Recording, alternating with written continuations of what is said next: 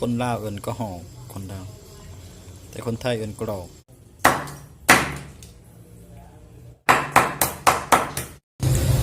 สบายดีพี่น้องตอนรับสู่สองบ้านลาวบ้านนอกวันนี้จะมาเฮ็ดอาหารให้เบิ่งมื้อนี้โคตรกินกระหลอก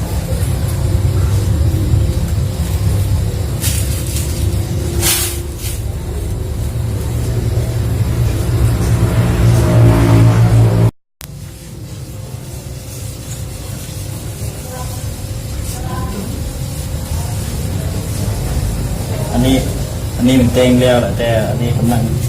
งคั่วกำลังลกขนลวกน้ำฮ้อนได้ลกขน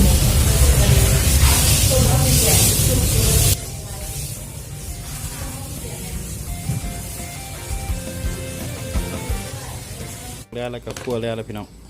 ลวกแล้วล่ะคั่วแล้วล่ะอันนี้สิต้มใส่อันนี้แหละหม้อเดือดสิต้มอันนี้เนาะหลังจากต้มแล้วมันจะไปพักมีทีละสปีงแต่ว่าขึ้นไปขึ้นมาเนี่ยมันจีดนต้มเอา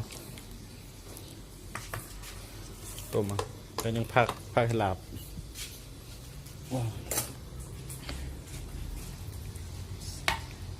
กรอกเนาะต้มกรอกอันนี้เคยเห็นที่เถื่อ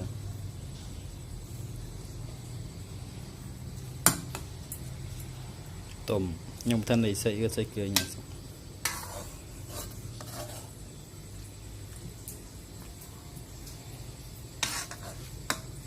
ต้มกรอกเลย2 ตัวเมื่อกี้คั่ว3 ตัวแต่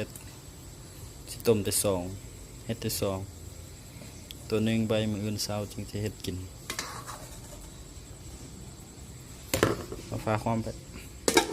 ใบมันสุกเสียออกมาฟัก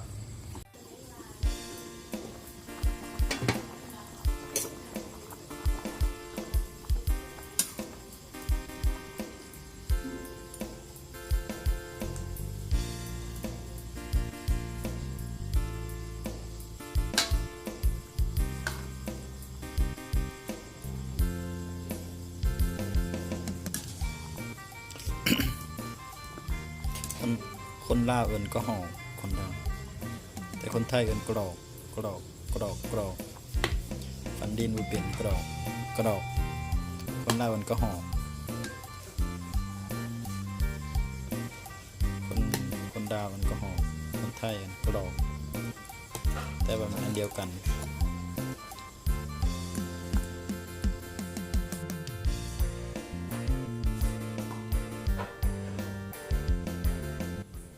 หลังจากต้มแล้วล่ะจีบผักให้มุนถ้าที่มุนได้พี่น้องผักให้มุนสุดเลยเดี๋ยวสิแตงลาบจังไหนเนี่ยคันฟังมุนนี่ลูกมันจะมีลูกเนาะมันแต่ยังจะผักให้มุนนั่นแหละเดี๋ยวลอง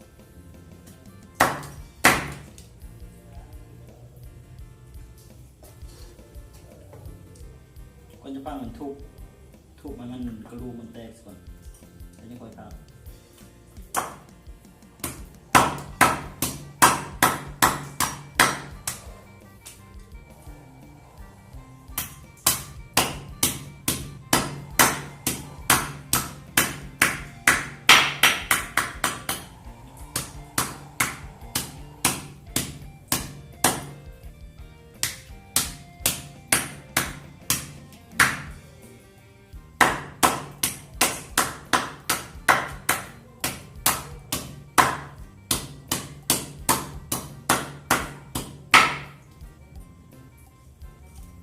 มัน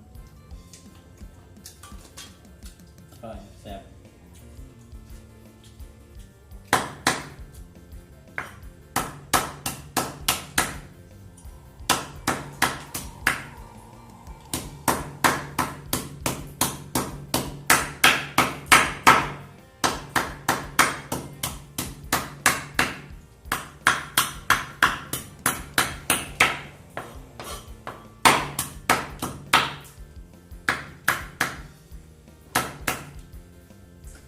หลังจากทุบแดดจังซี่มัน